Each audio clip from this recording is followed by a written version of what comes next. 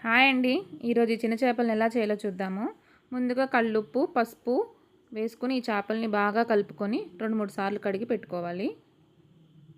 ఆ తర్వాత కొంచెం కల్లుప్పు, కారం మీ టేస్ట్‌కి తగ్గ వేసుకోండి కారము. పసుపు వేసుకొని బాగా కలిపేసి పక్కన పెట్టుకుందాము.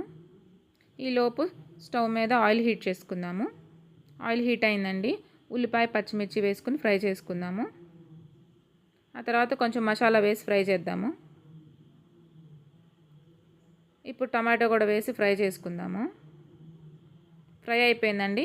మనం ముందుగా కలిపి పెట్టుకున్న చేపలను వేసుకొని కరివేపాకు వేసుకొని ఒకసారి కలిపేసేసుకుందాము. ఇప్పుడు చింతపండు గుజ్జు పోసేసి ఒకసారి తిప్పేసుకుందాము.